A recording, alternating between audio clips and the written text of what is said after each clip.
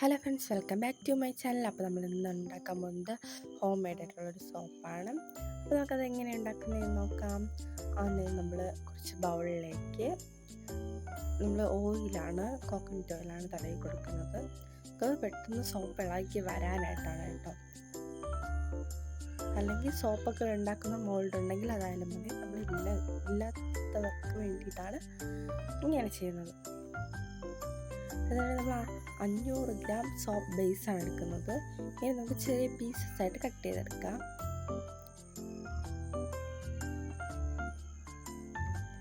ഇതിൻ്റെ കൂടെ നമ്മൾ ഒരു പേഴ്സിൻ്റെ സോപ്പാണ് യൂസ് ചെയ്യുന്നത്. അപ്പം നമുക്ക് അതിൻ്റെ ഒരു മണത്തിന് വേണ്ടിയിട്ടാണ് നമ്മൾ ഈ സോപ്പ് എടുത്തിരിക്കുന്നത്. അപ്പോൾ അത് വേറെ മണം ഒന്നും ചേർക്കേണ്ട ആവശ്യമില്ല. നമുക്കിനി മിക്സിയുടെ ജാറിലേക്ക് കറ്റാർ വാഴയും, ഇവിടെ ഒരു കറ്റാർ വാഴയാണ് എടുത്തിട്ടുള്ളത്. കറ്റാർ വാഴയും കുറച്ച് തുളസിയുടെ ഇലയുമാണ് നന്നായിട്ടൊന്ന് അടിച്ചെടുത്ത് അതിനൊന്ന് അരിച്ചെടുക്കാം. ഇത് നമ്മുടെ സ്കിന്നിനൊക്കെ വളരെ നല്ലതാണ്. അടുത്ത അതിലേക്ക് മുഖത്ത് തേക്കുന്ന മഞ്ഞൾ ആഡ് ചെയ്ത് കൊടുക്കാം. അത് നന്നായിട്ടൊന്ന് മിക്സ് ചെയ്ത് വെക്കാം. ഇതിലേക്ക് ഇനി നമുക്ക് വിറ്റാമിൻ ക്യാപ്സ്യൂളാണ് നമ്മൾ ആഡ് ചെയ്യുന്നത്. നമ്മളത് 2 എണ്ണമാണ് ആഡ് ചെയ്ത് കൊടുക്കുന്നത്. ഇനി നമ്മൾ വേറൊരു പാത്രത്തിലേക്ക് ഈ സോപ്പ് ബേസും പേഴ്സിൻ്റെ സോപ്പും കൂടിയിട്ട് നമ്മൾ ഡബിൾ ബോയിൽ ചെയ്തെടുക്കാൻ പോവുകയാണ്. ഇതൊക്കെ പെട്ടെന്ന് തന്നെ ഒന്ന് അലിഞ്ഞ് കിട്ടുന്നതാണ്.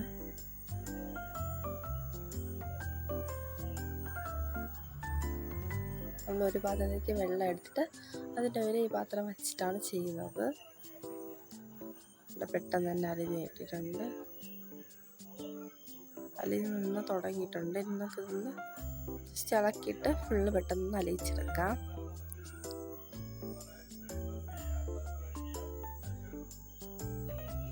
പെട്ടെന്ന് തന്നെ അലിഞ്ഞ് വന്നിട്ടുണ്ട്. ഈ ഒരു പരുവായിട്ടുണ്ട്. നമുക്ക് നമ്മൾ മിക്സ് ചെയ്ത് വെച്ചിട്ടുള്ള അത് ഇതിലേക്ക് ഒഴിച്ചു കൊടുക്കാം. നമുക്കത് ജസ്റ്റ് ഒന്നിങ്ങനെ മിക്സ് ചെയ്ത് വെക്കാം.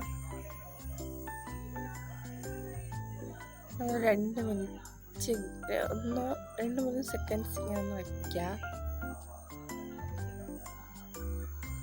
ജസ്റ്റ് മിക്സ് ചെയ്തിട്ട് പെട്ടെന്ന് തന്നെ എടുത്ത് നമ്മൾ ഓയിൽ പുരട്ടി വെച്ചിരുന്ന ആ ബൗളിലേക്ക് ഒഴിച്ചു കൊടുക്കാം. എല്ലാത്തിലും നമ്മൾ ഏകദേശം ഒരേ അളവിൽ ഇങ്ങനെ ഒഴിച്ചു കൊടുത്തിട്ടുണ്ട്. പെട്ടെന്ന് തന്നെ ഒഴിക്കണം, അല്ലെങ്കിൽ കട്ടയായി പോകും.